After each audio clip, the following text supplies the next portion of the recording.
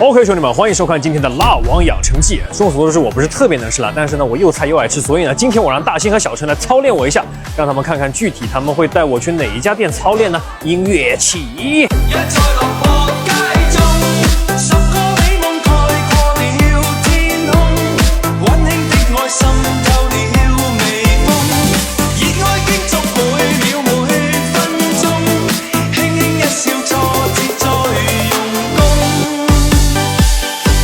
我要为哥哥姐黑 A20居民处吧，会，等不到那个时候了已经。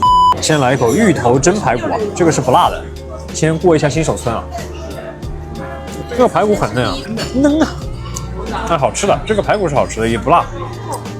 老秦帮我省这个垃圾，这该你塌了我也去塌了。余地哪个？连汤带水的。我其实看着也就还好吧，这个看着就这样吧，这能辣到哪儿去啊？蛮好吃，就我会小时候觉得不辣。切到粉凉的，一个柳羊肉炒的有点辣的，其实你看它上面辣椒还蛮多的。这个确实很香啊。但是它很香，其实湖南菜它更多的是鲜辣，它比较鲜，你知道吧？又鲜又辣的。小陈，你接下来给我吃什么？这个柳羊肉炒肉已经给我辣到了。接下来我们吃豆豉辣椒蒸猪油渣 ，Round Round two。陈太多了，谢谢小陈。我怕黄色ส้扛不住呀。满满一碗，你看我这个汗。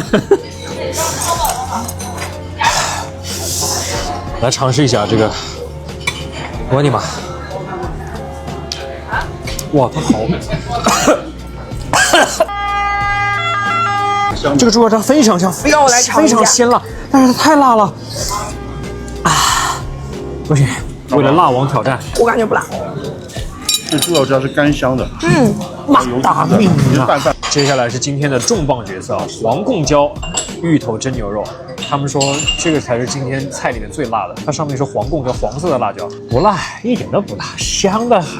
OK， 兄弟们，现在我已经很适应这个黄贡椒了的，上面黄色的辣椒，我已经非常适应了，非常好吃啊！桌子上怎么都是水啊？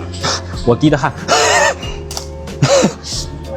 OK， 兄弟们，再来一块，这个黄贡椒其实很好吃，黄贡椒蒸牛肉非常好吃，很推荐你们。你看我现在其实一点事儿都没有了，大姐。一点事儿都没有，它是咸辣那种，很好吃。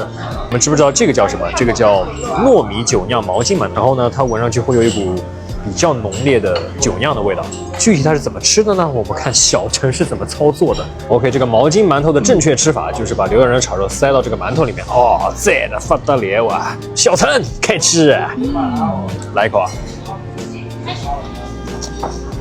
这个叫胡白白哇！哎，我跟你说，真的。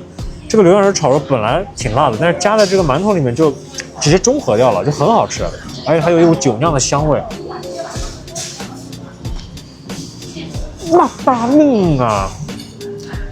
兄弟们，来这家店一定要尝试一下这个吃法，真的很好吃，辣大命，真的很好吃。小陈和大兴今天带我来的这家店，说实话，真的味道非常不错，是鲜辣那种，真的很好吃。湖南柳羊真的蛮不错，蛮推荐你们的。对，就是喜欢吃鲜辣口味的，我蛮推荐你们来的。那就这样，那我们下期再见，拜拜。